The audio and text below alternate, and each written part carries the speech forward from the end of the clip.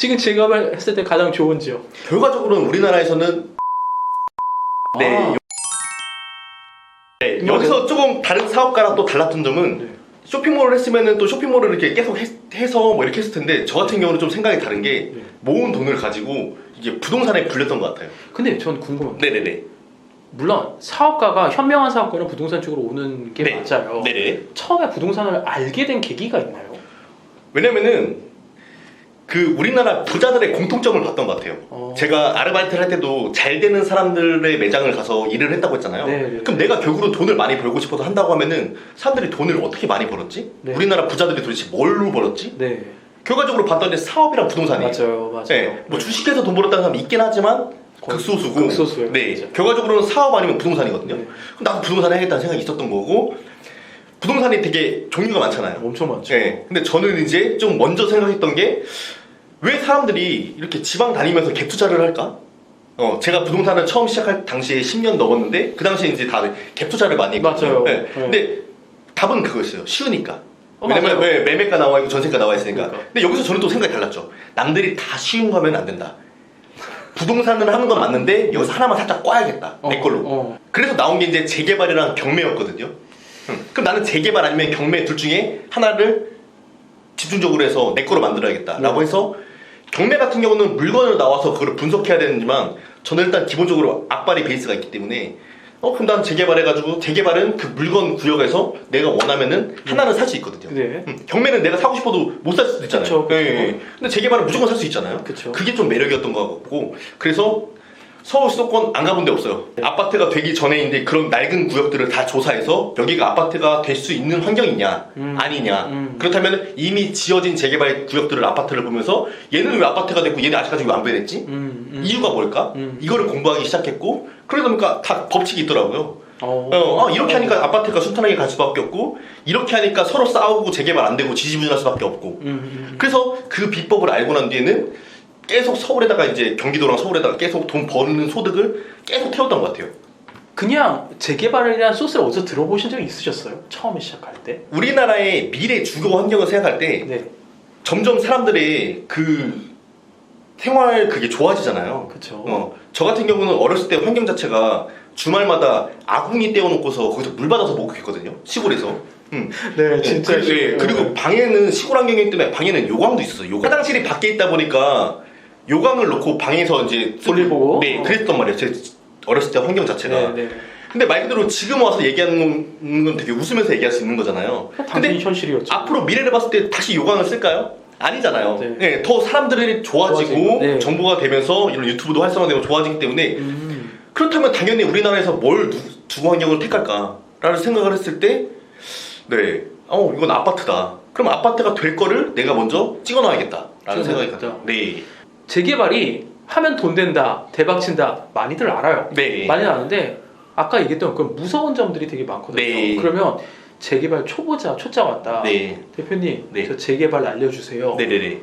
어떻게 시작하면 좋을까요? 일단은 저도 재개발 강의를 하고 있지만 최소 제가 5시간 이상은 떠들거든요. 네. 네, 최소한 뭐 그래서 이렇게 간단하게 이제 뭐 이렇게 해라라고는 아무래도 한계가 있는 부분인 것 같고 네. 결과적으로 재개발 투자를 한다고 해서 무조건 돈을 버는 게 아니에요. 재개발 투자를 하더라도 오히려 까먹을 수도 있어요. 그렇죠. 그죠? 네. 근데 재밌는 게 뭐냐면은 아파트 같은 경우는 요즘 부동산 경기가 안 좋다 보니까 A 아파트가 있고 B 아파트가 있다고 하면 A가 대장 아파트예요. 네. 그 B가 부대장이라고 치면은 네. 부동산 경기가 안 좋으면은 얘가 빠지면 얘도 같이 빠지면서 같이 빠지잖아요. 그쵸. 예. 네. 근데 대장이 빠지는데 부대장이 대장을 역전하고 이러진 않잖아요. 그렇진 않죠. 같이 떨어진단 말이에요. 그쵸. 그리고 상승기에는 같이 올라가고. 그쵸. 근데 재개발은 재밌는 게 뭐냐면은 대장, 부대장이 있는데 시간이 지남에 따라 부대장이 얘를 역전하는 경우가 생겨요. 왜 그럴까요?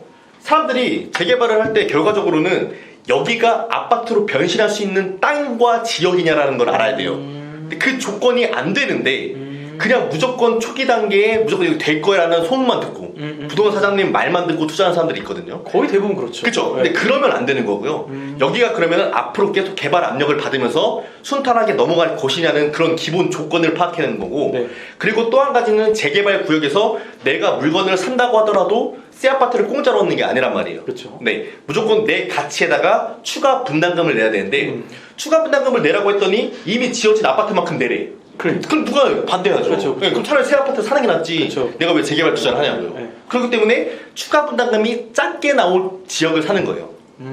네, 근데 이 포인트를 일반 사람들은 모르는 거죠. 모르죠. 네. 네. 그래서 저는 이미 재개발로 지어진 아파트가 어떻게 사업성이 나왔는지를 다 분석을 한 거예요.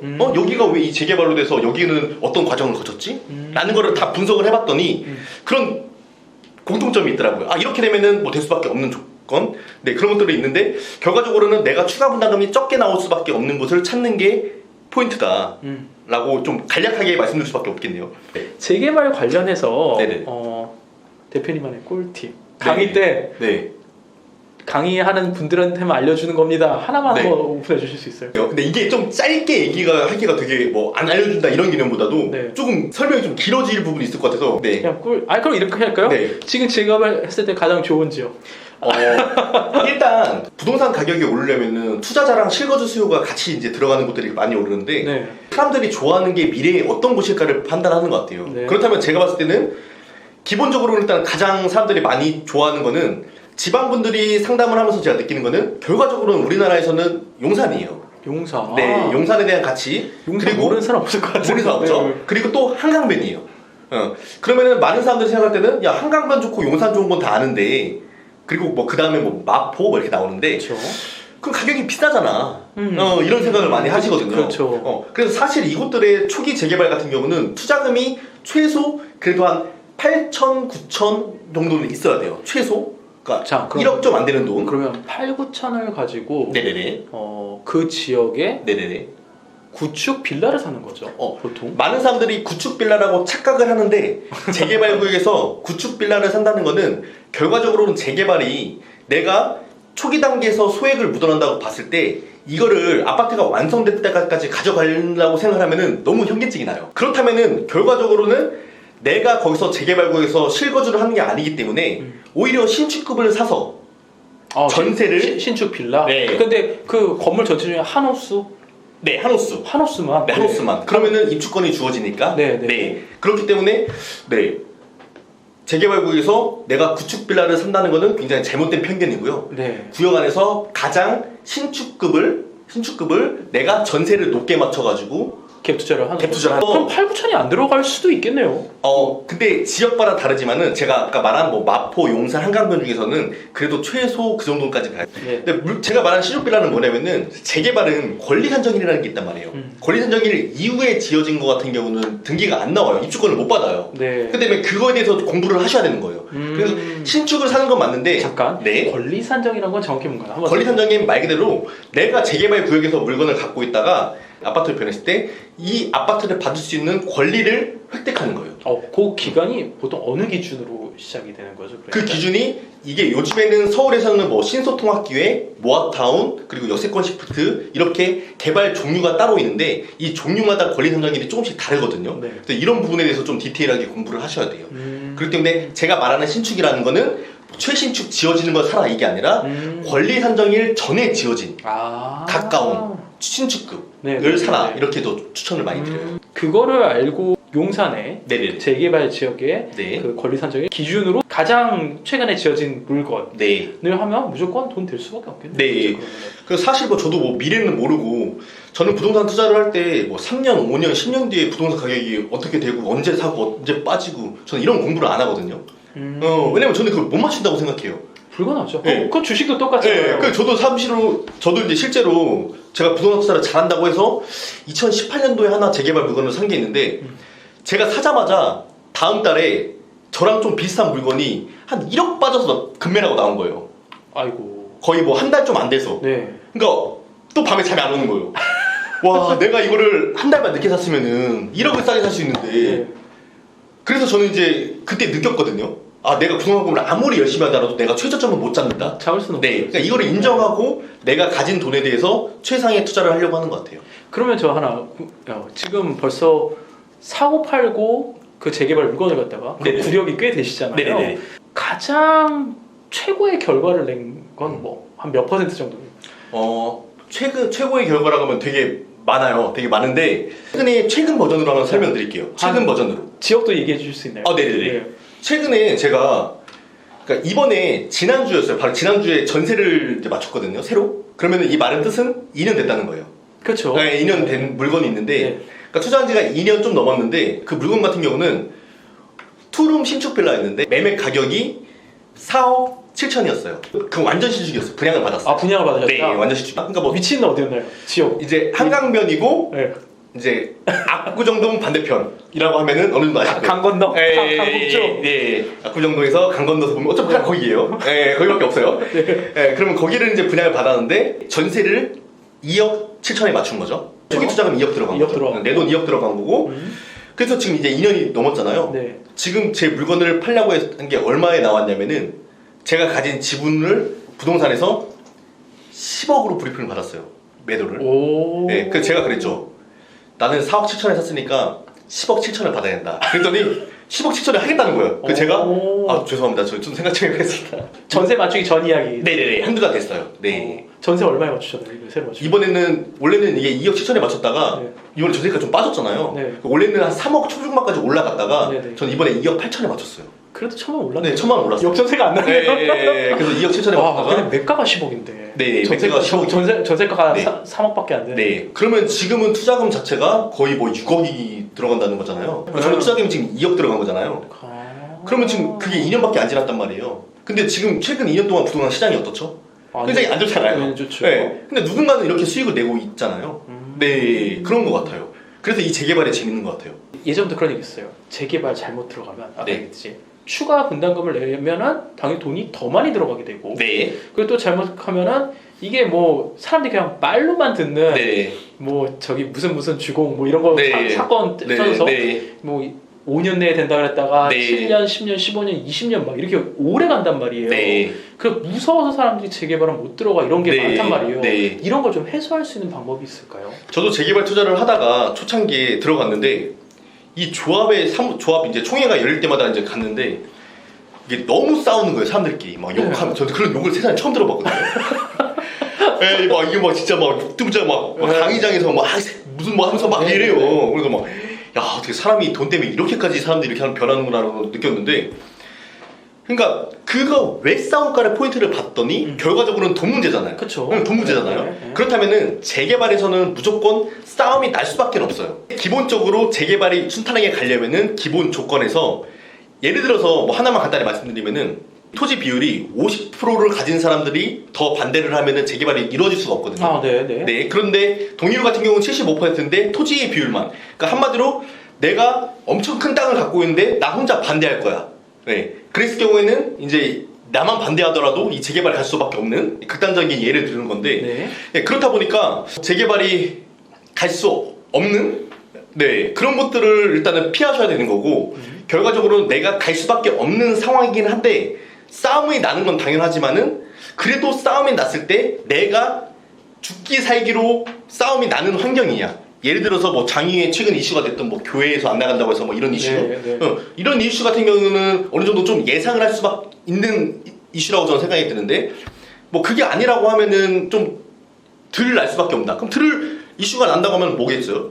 주변에 아파트 가격이 높아야 되는 거고 조합원들의 입장에서 이득이 나야 된다는 거죠. 그쵸. 네, 그래서 그러려면 어떻게 되는 곳이냐. 좀 그런 전체적인 거를 파악하면은 이슈를 좀 덜 나게 하면서 속도가 그나마 순탄하게 더 갈 확률이 높다. 이렇게 생각합니다. 되게 비슷한 것 같아요. 사실 건물도 저도 이제 건물 지을 때 네네. 건물도 차라리 빨리 짓는 게 무조건 돈 버는 거거든요. 네. 근데 막 여타 사건들이 많잖아요. 네.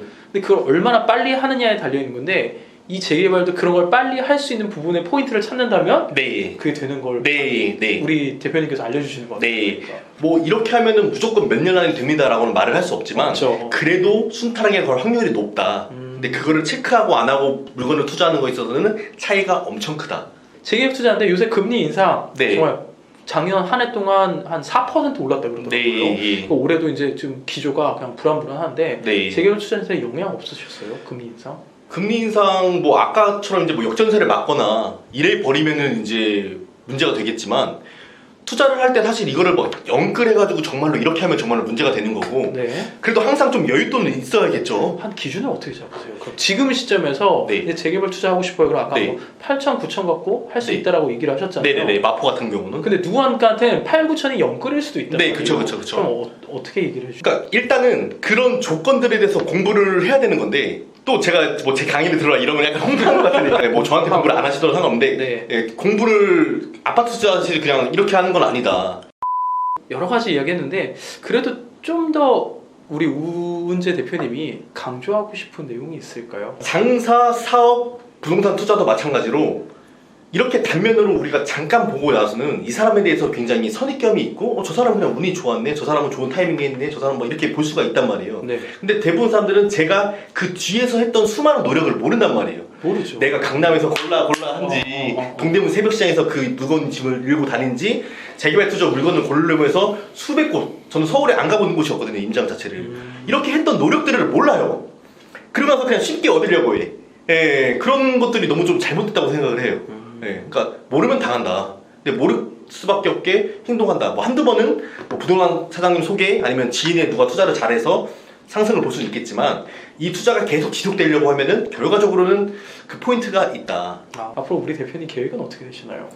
일단은 저도 이제 결혼한 지 10년이 넘었는데 와이프가 이제 감사하게도 이제 돈 그만 벌어도 된다 라고 말을 해주거든요. 네. 네, 저희 뭐 부모님도 마찬가지고 이제는 돈 그만 벌고 남은 인생은 이제 네가 좀 편하게 살아라고 하기 때문에 저는 지금 제가 좀 인생의 방학이라고 생각을 해요. 근데 저는 일단은 지금 제 인생에서 뭐 시간적인 거, 경제적인 거 좀 방학이 주어졌다고 생각을 하거든요. 네. 사실 저는 의류 사업을 하고 있지만 우리나라에서 장사든 사업이든 잘 되는 데는 잘 되는 이유가 있고 못 되는 데는 못 되는 데는 이유가 있다고 저는 생각을 하거든요. 네. 또 저는 이제 좀 이렇게 다른 사업도 또 재밌게 하고 싶다. 그리고 지금도 부동산 강의를 하고 있지만 이게 결코 물론 돈도 되지만 또 재미도 있거든요. 막 사람들이 저한테 만나갖고 막 인생이 바뀌었다고도 해주시고 네. 어디 가서 막 그런 소리 들어보겠어요, 제가. 예, 그런 뿌듯한 보람도 있기 때문에 네. 굉장히 재밌게 살고 있는 거고 좀 남은 인생은 조금 더 이렇게 좀 여유롭고 조금 긍정적으로 좀 이렇게 매일매일 재밌게 살고 싶다는 게 목표인 것 같습니다. 끝으로 이제 저희 시청자가 좀 연령대가 되게 다양해요. 네네. 20대부터 다양한데 이런 시청자분들한테 도움이 되는 마지막 이야기 좀 한번 해주시겠어요? 뭐 인생은 사실 정답이 없는 것 같아요. 한 번 사는 인생에서 뭐 똑같은 패턴이 조금 지겹다고 하시면은 좀 방법은 많다는 거. 하지만 만나는 사람만 만나고 하다 보면은 이게 시야가 갇혀 있고 하다 보니까 조금 시야가 이런 사람도 있고 저런 사람도 있구나. 그래서 내가 과연 어떤 사람인가, 내가 앉아 있는 걸 좋아하는 사람인가, 아니면 사람들과 말하는 걸 좋아하는 성향인가.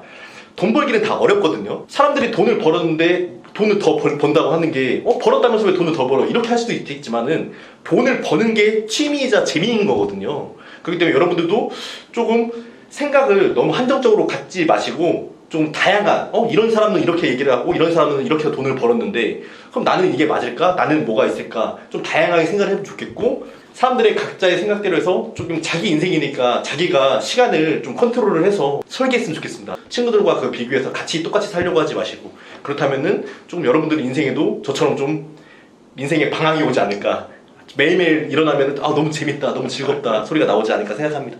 네. 이렇게 해서 부동산 실전 투자자 우은재 대표님을 모시고 이야기를 나눴습니다. 긴 시간 동안 유익한 인사이트 많이 나눠주셔서 정말 감사합니다. 고생 많으셨습니다. 그럼 감사합니다. 감사합니다.